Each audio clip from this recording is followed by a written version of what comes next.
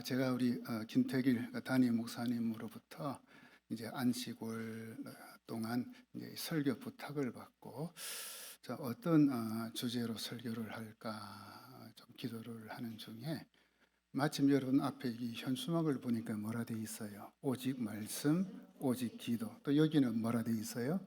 오직 성령으로. 그러니까 교회가 어떤 면에서 이 세 가지가 이제 모토로 정하고, 물론 이 아주 좋은 교회뿐만 아니고 지상의 모든 교회가 정말 이 세 가지죠. 말씀, 기도, 성령. 정말 우리가 이 세 가지를 꼭 붙들고 이제 신앙생활을 해야 되는데, 그래서 이번에 요 세 가지 주제로 말씀을 전해야 되겠다 생각을 했습니다. 그래서 오늘은 기도는 하나님을 일하시게 합니다. 이 기도에 대한 말씀을 전하려고 합니다. 그런데 너무 인상이 굳어 있는데 좀 펴시죠. 제가 조금은 좀 겁이 납니다, 여러분. 보니까 그 고영원 목사님이 지은 복음성 중에 물이 바다 덮음 같이라는 찬양이 있어요. 시작이 이렇게 되죠. 세상 모든 민족이 구원을 얻기까지. 그다음 뭐죠? 쉬지 않으시는 하나님. 이 하나님을 쉬지 않으시는 하나님이라 했어요. 이 쉬지 않으신다는 것은 계속 일하신다는 거죠. 역사하신다. 그죠? 일하신다. 자, 그렇다면 우리가 무엇을 할 때 하나님은 쉬지 않고 일하실 것 같아요? 다 여러 가지 있겠지만 가장 중요한 게 기도겠죠. 기도. 우리가 기도할 때 하나님은 쉬지 않으시고 일하십니다. 아멘. 물론 하나님은 우리의 기도 없이도 일을 하시죠. 그리고 당신의 계획을 이루어 가시기도 하고요. 태초에 하나님이 천지를 창조하신 것을 한번 보십시오. 인간의 기도나 도움이 있었습니까? 없었잖아요. 하나님은 창조주 하나님이시고 이 전능하신 능력의 하나님이십니다. 그리고 지금도 만물을 통치하시는 통치자 하나님이시죠. 또 시편 121편에 보면 하나님은 우리를 지키시는 분이신데 졸지도 주무시지도 않으시는 분이라 했습니다. 그래서는 낮에 해도 밤에 달도 우리를 해치지 못한다 했지요. 결국 이 말은 하나님이 우리를 지금부터 영원까지 지켜주신다는 거예요. 왜요? 우리가 하나님의 자녀이기 때문에. 그런데 여기에 우리의 기도가 보태지거나 더해지지 않잖아요. 단지 우리가 하나님의 자녀이기 때문에 지켜주시는 거잖아요. 아멘.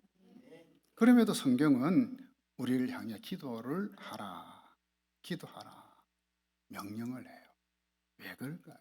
왜? 하나님은 기도하는 사람을 통해 일하시기를 기뻐하시기 때문에 그래요. 하나님은 기도 없이도 일하실 수 있잖아요. 그렇죠?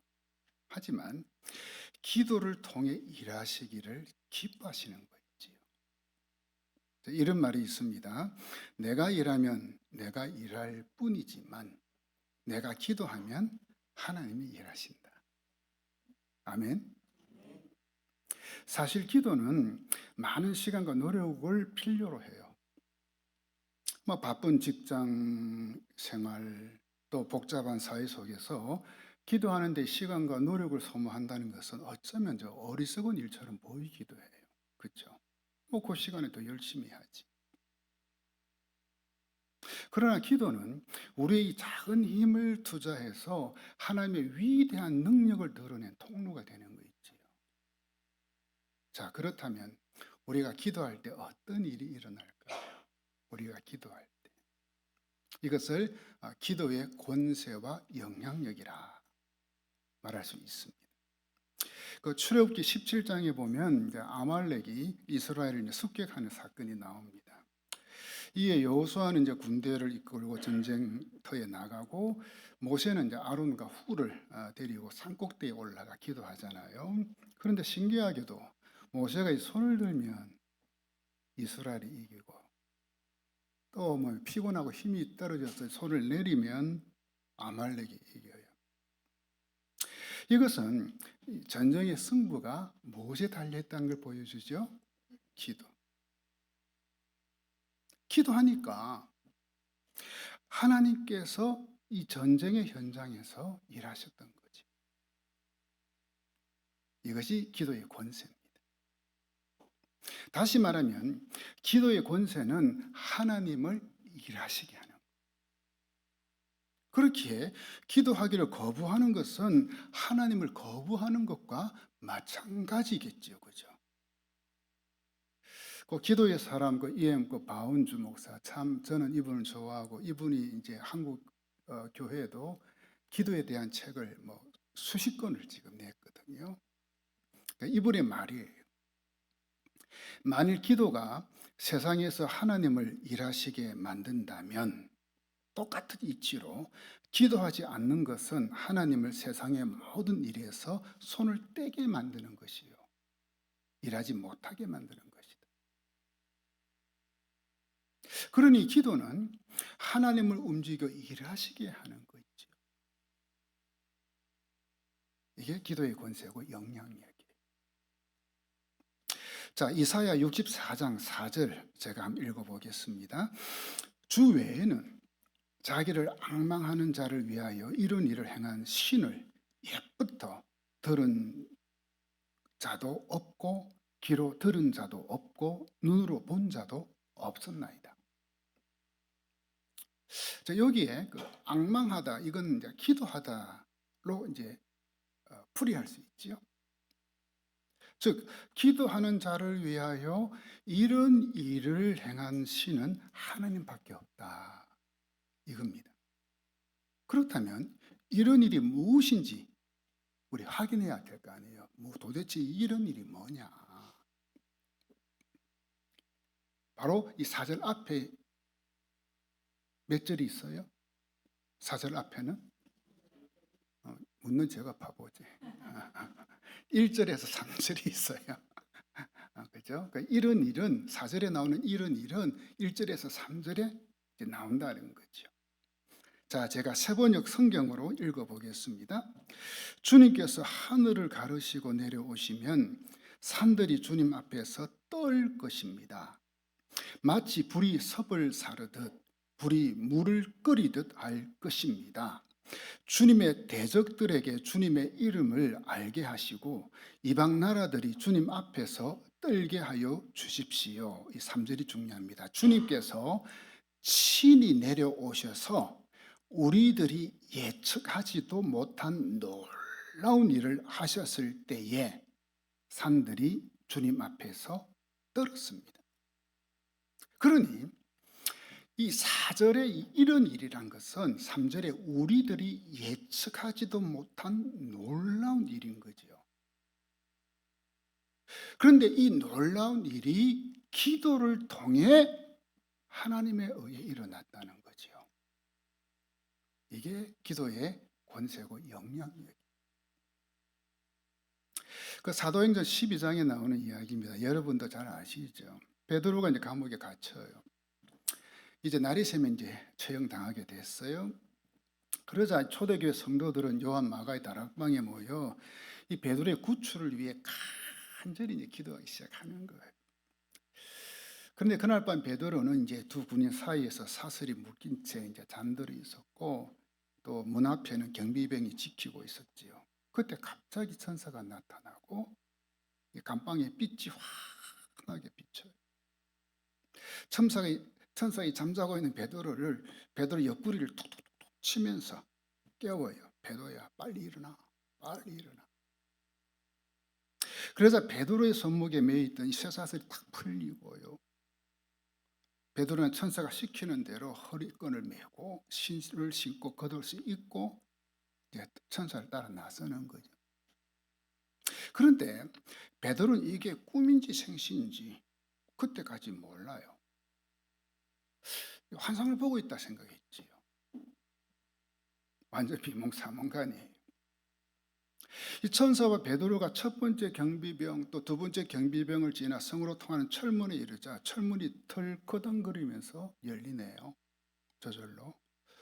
아마 그 당시에도 이 자동문이 있었던 것 같아요. 그죠? 이 천사와 베드로가 문을 지나 거리 한 구역을 지났을 때 갑자기 천사는 어디론가 사라지고 말지.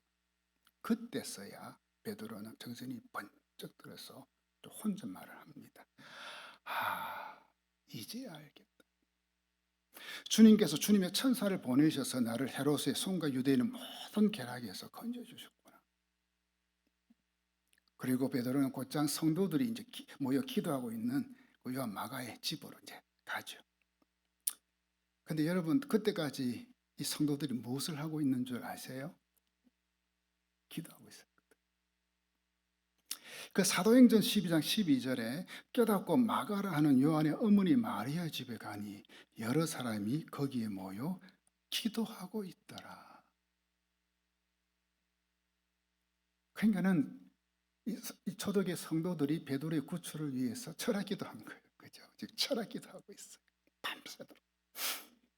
하나님 아버지, 우리 베드로 사도님을 구출해 주십시오. 살려 주십시오. 기적을 베풀어 주십시오. 지금 당장 감방에서 나오게 해 주십시오. 믿습니다. 여러분들도 기도할 적에 믿습니다 해요, 안 해요? 많이 하죠? 믿습니다 기도했어요. 그런데 놀라운 것은 그 기도가 응답되었다는 거지요. 다시 말하면 성도들이 계속 기도하고 있는 동안 주님은 천사들을 동원하여 베드로 구출 작전을 감행하고 계셨던 거예요. 베드로는 성도들이 기도하고 있는 마가의 집에 도착해서 이제 문을 쾅쾅쾅 두드리죠. 쾅쾅. 그러자 로데라는 여종이 문을 열어주러 나오죠. 그녀는 베드로의 목소리를 알아듣고는 너무나 기쁜 나머지 문 열어주는 것도 있고 기도하고 있는 성도들한테 달려가서 베드로가 지금 문 앞에 와 있다고. 지금도 이 성도들 뭐 하고 있어요? 믿습니다.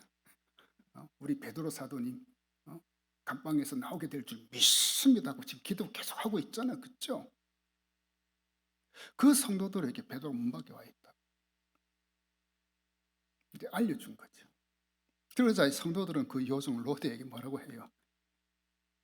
좀 죄송합니다. 야 이년아, 네가 미쳤다. 네가 미쳤구나. 안 믿은 거예요. 지금 보세요. 지금 자기들이 믿습니다. 철학 기도해놓고 실제 그게 이루어지니까 믿습니다 기도했는데 실제 이루어지니까 믿었어 안 믿었어? 안 믿어. 이런 중에도 베드로는 계속 문을 두드려. 그제서야 문을 연 성도들은 이 베드로를 보고 깜짝 놀라죠. 이때 쓰는 말이 있어요. 놀래 자빠졌다. 놀래 자빠져 버렸어요.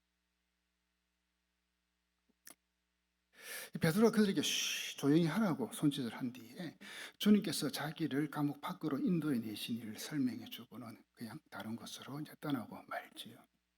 자, 여러분, 이 사건에서 여러분 무엇을 느끼고 깨닫습니까? 무엇을? 우리가 기도하면 하나님이 일하신다는.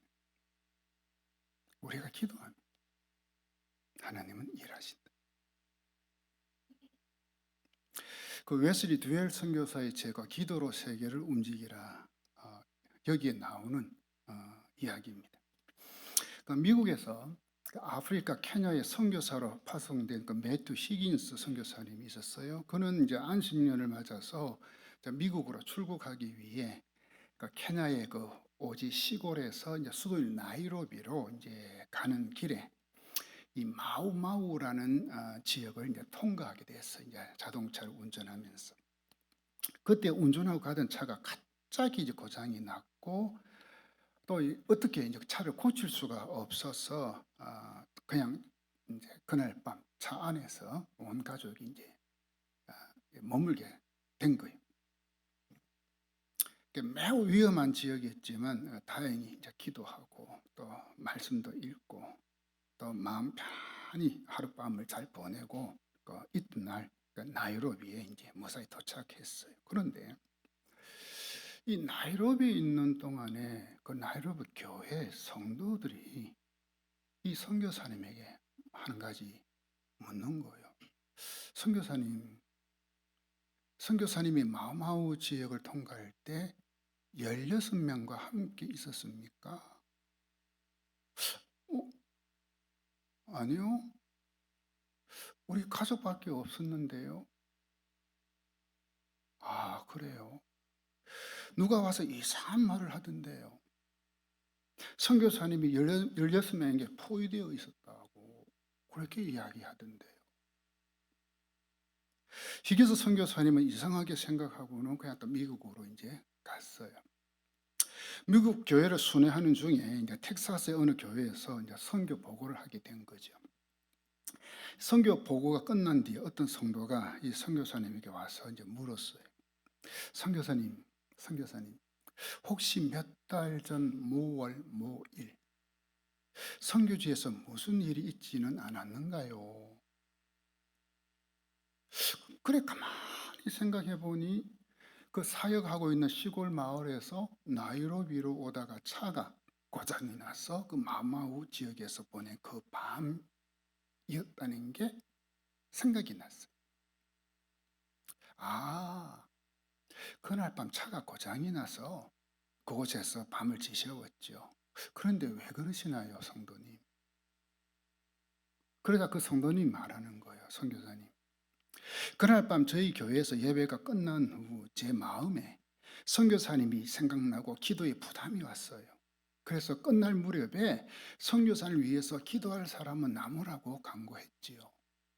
그때 16명이 남아서 선교사님을 위해 기도했습니다. 몇 명요? 16명.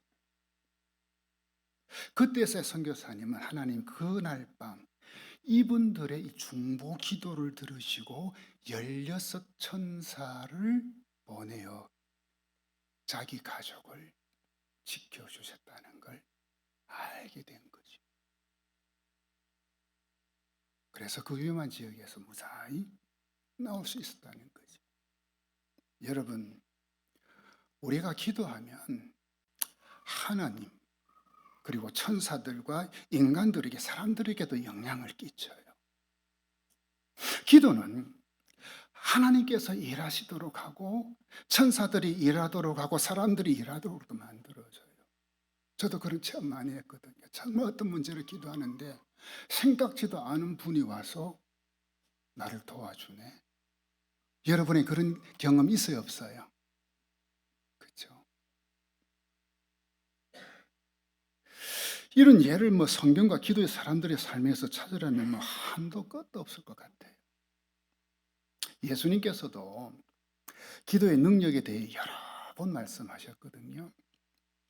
그 요한복음 14장 13절 14절 한번 제가 읽어보겠습니다. 너희가 내 이름으로 무엇을 구하든지 내가 행하리니 이는 아버지로 하여금 아들로 말미암아 영광을 받으시게 하려 함이라. 내 이름으로 무엇이든지 내게 구하면 내가 행하리라. 또 요한복음 15장 7절 잘 아시죠? 그죠? 우리 같이 한번 읽어볼까요? 시작.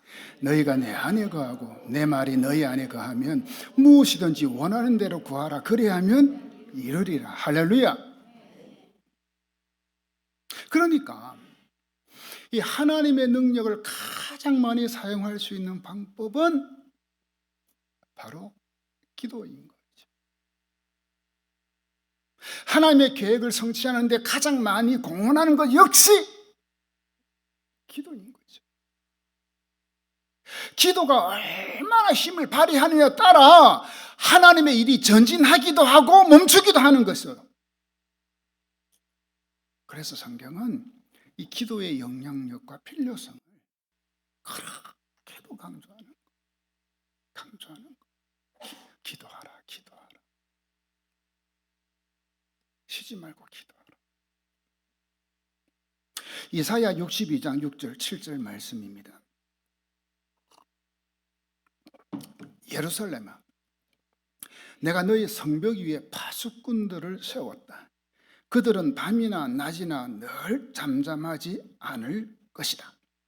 주님께서 하신 약속을 늘 주님께 상기시켜 드려야 할 너희는 가만히 있어서는 안 된다. 늘 상기시켜 드려야 한다. 주님께서 예루살렘을 세우실 때까지 쉬지 못하게 해야 한다. 또 예루살렘이 세상에서 칭송을 받게 하시기까지 주님께서 쉬지 못하게 해야 한다. 자, 여러분 참 표현이 재밌지 않나요? 그렇죠? 하나님께서 쉬지 못하게 해야 한다. 이야, 하나님께서 쉬지 못하도록 우리가 해야 된다.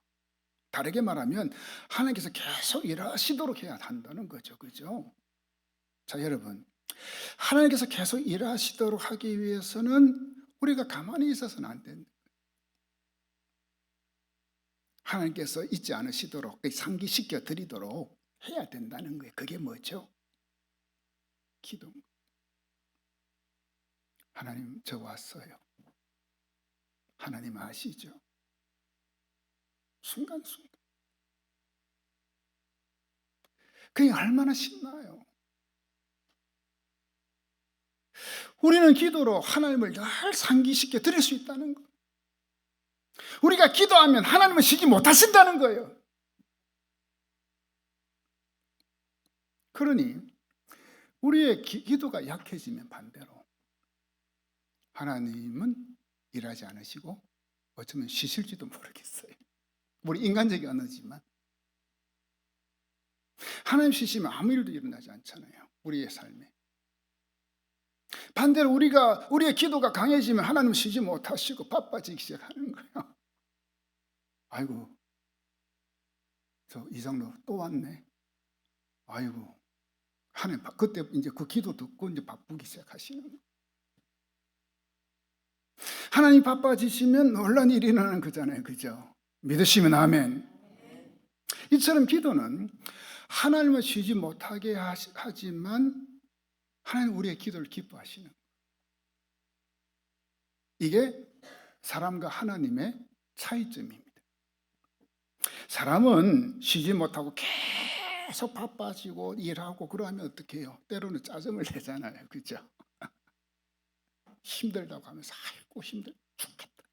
바빠 죽겠다. 우리 한국 사람들은 왜 죽겠단 말 그렇게 잘하는지 몰라. 좋아 죽겠다.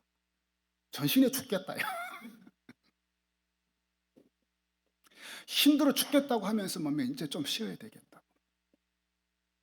인간은 그래요.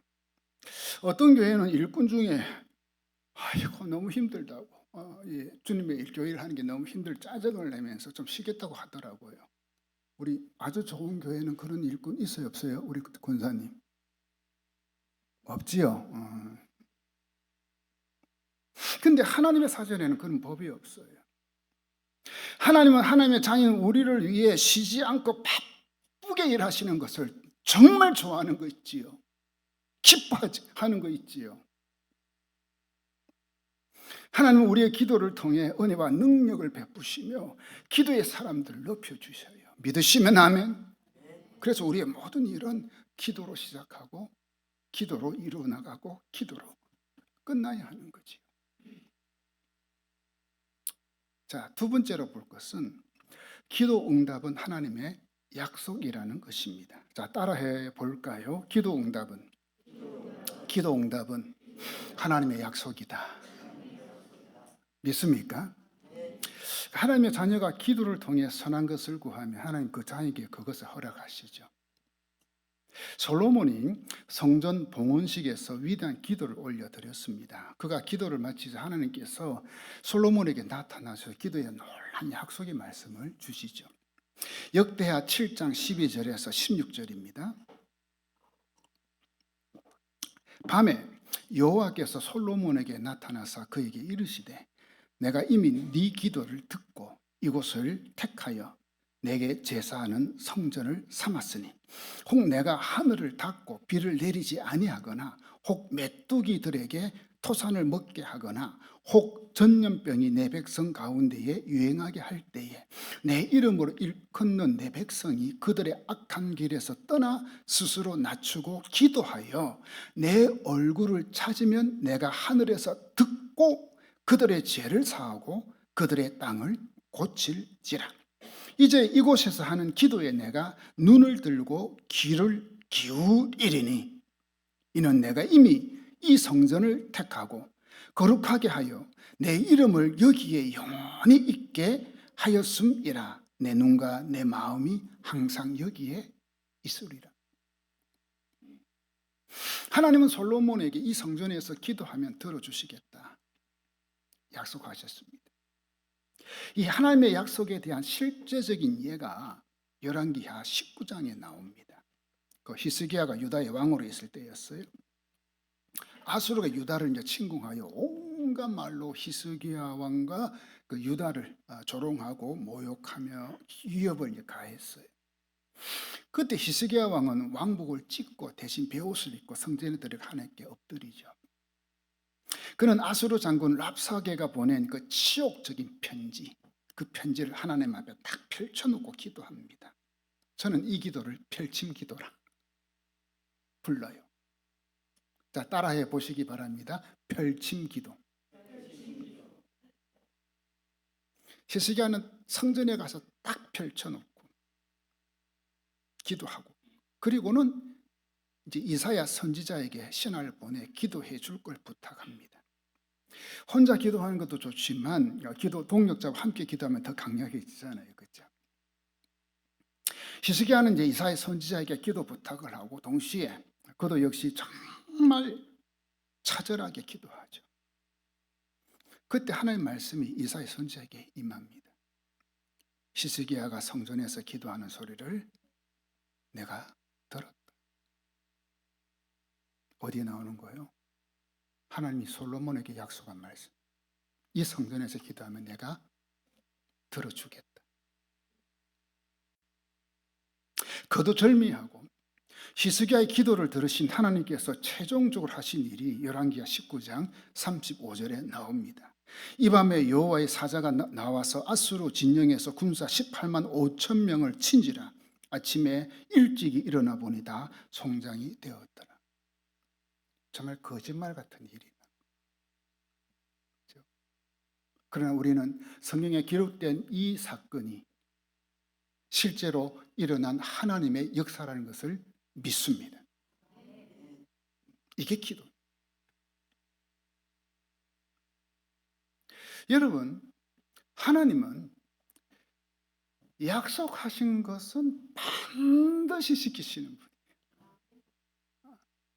우리 인간은 약속해놓고 잘 어기죠, 그죠? 내가 언제 그랬노?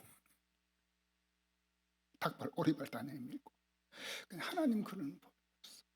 약속하신 것은 반드시 지켜.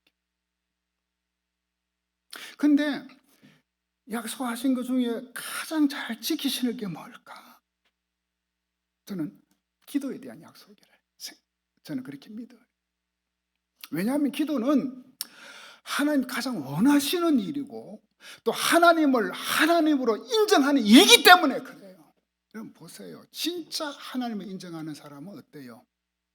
매사에 하나님 앞에 나와서 뭘 해요? 기도하잖아요. 하나님을 하나님 인정하지 않는 사람은 뭡니까? 기도 안 해도 나 얼마든지 살 수 있는데 내 힘으로 내 실력으로 내 능력으로 얼마든 잘 살아갈 수 있는데 그런 사람은 기도 안 하잖아요. 하나님께서는 바벨론의 포로로 끌려간 유대인들을 향한 하나님의 뜻을 말씀하시면서 자신의 이제 변치 않는 원칙에 대해 다음과 같이 밝히십니다. 그 예레미야 29장 10절에서 13절이죠. 여호와께서 이와 같이 말씀하시니라. 바벨론에서 70년이 차면 내가 너희를 돌보고 나의 선한 말을 너희에게 성취하여 너희를 이곳으로 돌아오게 하리라. 여호와의 말씀이니라. 너희를 향한 나의 생각을 내가 아나니 평안이요 재앙이 아니니라. 너희에게 미래와 희망을 주는 것이니라. 너희가 내게 부르짖으며 내게 와서 기도하면 내가 너희들의 기도를 들을 것이요 너희가 온 마음으로 나를 구하면 나를 찾을 것이요 나를 만나리라. 계속되는 하나님의 그 기도 애로의 초청을 보십시오. 예레미야 33장 3절 우리 잘 알죠? 같이 한번 읽어봅니다. 시작. 너는 내게 부르짖으라. 내가 네게 응답하겠고 네가 알지 못하는 크고 은밀한 일을 네게 보이리라. 아멘. 여러분, 우리가 하나님께 부르짖고 기도하면 하나님은 응답하십니다. 어떻게 해요? 우리가 알지 못하는 크고 은밀한 일을 보여주시는. 이사야 58장 9절이죠. 내가 부를 때에는 나 여호와가 응답하겠고 내가 부르짖을 때에는 내가 여기 있다 하리라. 그 캄보디아에서 호산나 학교를 이제 운영하는 그 정순영 선교사님이 계세요. 제 그 모교회 고등부 동기입니다. 제 친구입니다.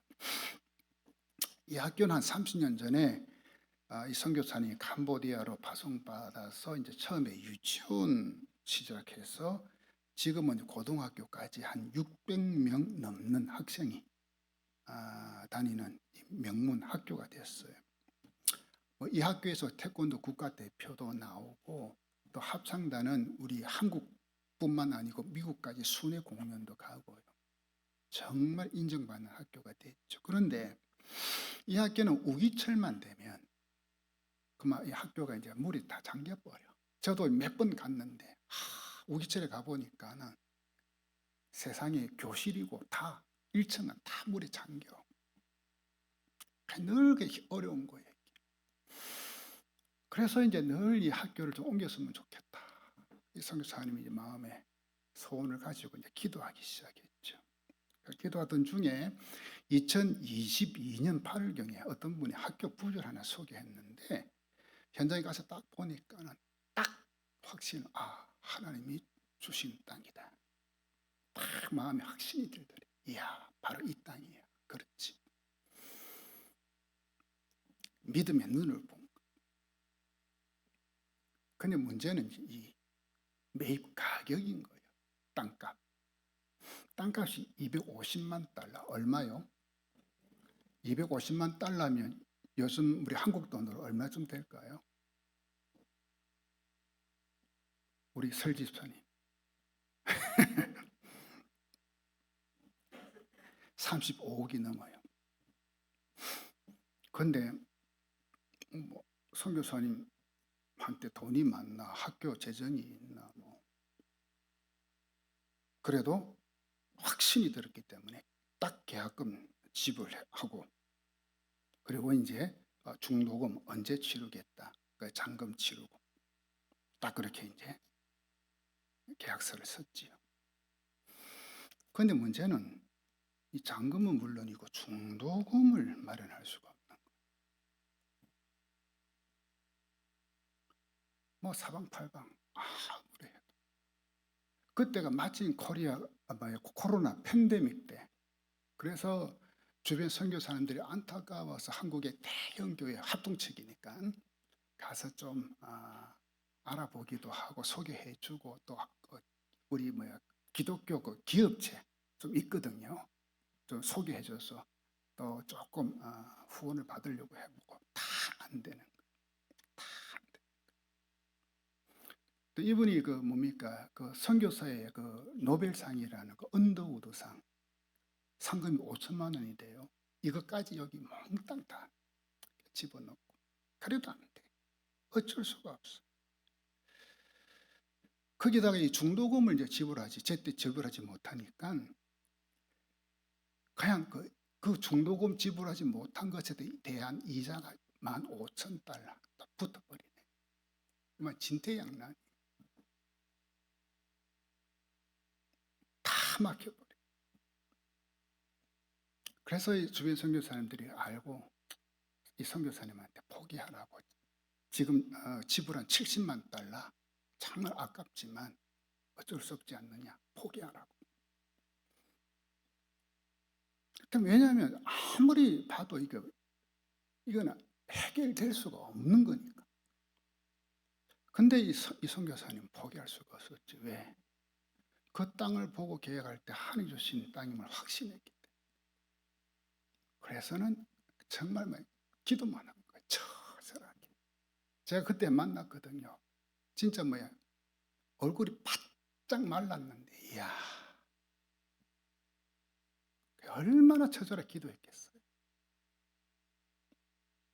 그러던 중에 그 합동교단이 아니고 백석교단에 소속된 교회 이름이 참 좋은 우리 교회, 아주 좋은 교회하고 좀 비슷하네.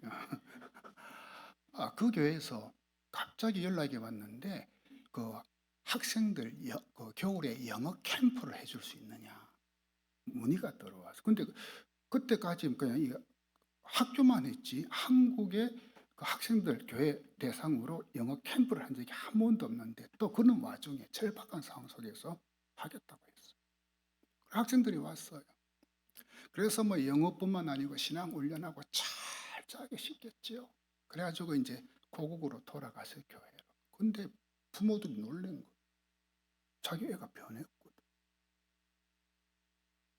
그러니까 이 목사님이 그 이야기를 듣고는 도대체 이 호산나 학교가 어떤 학교인가 싶어가지고 이제 이 캄보디아 오신 거예요. 그래서 이제 선교사님 만나서 이야기 중에 이제 학교가 이런 땅 부지 매입해서 어려운 중에 있다, 이 이야기를 듣고 이제 한국으로 돌아갔죠. 그리고는 이 선교사님을 한번 초청해서 자기 교회 선교 보고를 이제 하게 한 거예요. 그리고 나서는 당일을 딱 소집했어. 그 교회가. 잘 들으세요. 잔금 190만 달러, 하나로 26억 원. 이걸 아무 조건 없이 후원하겠다. 이때는 아멘 해도 되는데. 근데 이 교회는 상가교회예요.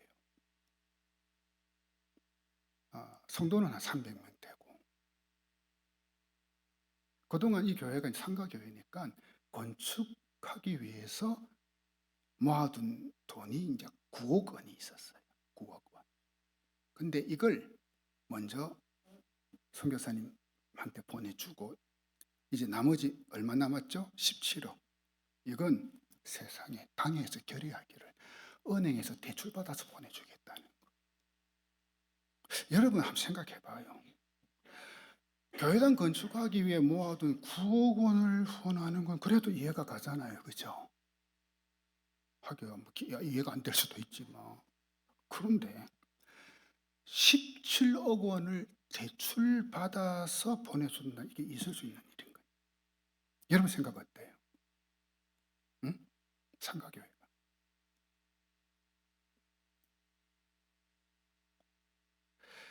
계약하고 딱 만 2년이 되는 날인데, 그날에 이 교회에서 송금한 17억 원으로 모든 나머지 잔금 딱 지불하고 그 땅이 호산학교 땅이 돼버렸어요. 여러분 보세요. 교단도 달라요. 상가교회예요. 교인 수가 아주 많은 대형교회 아니에요. 그리고 오래전부터 알고 지내던 교회도 아니고요. 그런데 어쩌면 그렇게 할 수 있는 걸까요? 그동안 이 선교사님, 또 학교 교사들, 또 함께 협력하는 선교사님들, 또 이 사실을 알고 한국뿐만 아니고 여러 곳에서 정말 기도하는 사람들의 그 기도, 그 기도를 하나님이 들으시고 일하셨던 것입니다. 저는 이런 일이 우리 아주 좋은 교회에도 일어나기를 주의 이름으로 축원합니다. 사랑하는 교우 여러분, 하나님 우리가 기도하기를 기다리고 계십니다. 그리고 이 땅에서 하나님 일이 이루어지려면 기도가 반드시 필요합니다. 그렇게 하나님 우리에게 기도할 것을 절대적으로 요구하시는 것입니다. 그러므로 기도하지 않는 것은 하나님의 존엄한 명령에 불순종하는 것과 같습니다. 여러분, 우리의 신앙생활에서 기도를 빼는 것은 하나님은 우리의 신앙생활 밖으로 나가시도록 만드는 것과 같습니다. 기도하지 않으면 치명적인 신앙의 태보에 빠지고 하나님에게서 멀어지게 되어 있습니다. 하나님의 온갖 좋은 선물들과 복은 기도를 통해 주어지기 때문에 기도를 없이는 받을 수 없습니다. 하나님께서는 기도하지 않는 사람들에게는 자신의 비밀과 지혜와 계획을 맡기신 적도 없습니다. 그리고 기도가 없다면 복음이 효과적으로 전파될 수 없겠지요. 아주 좋은 교회가 여기에 존재하는 이유는 복음 전파입니다. 믿으십니까? 영혼 구원입니다. 그렇다면 이 일을 이루기 위해 무엇이 요구되겠습니까? 기도입니다. 그러면 하나님은 아주 좋은 교회를 복음의 통로로 사용하시고 여러분 모두를 축복의 통로로 사용하실 것을 저는 믿습니다. 사랑하는 형제자매 여러분, 하나님은 기도하는 사람을 통해 일하십니다. 고아의 아버지이자 5만 번 기도 응답받은 조지 뮬러 목사님의 말입니다. 기도는 하나님이 일하시게 하는 최고의 방편이다. 그렇습니다. 기도는 하나님이 일하시게 하는 최고의 방편입니다. 한번 따라해 보시기 바랍니다. 기도는 하나님을 일하시게 한다.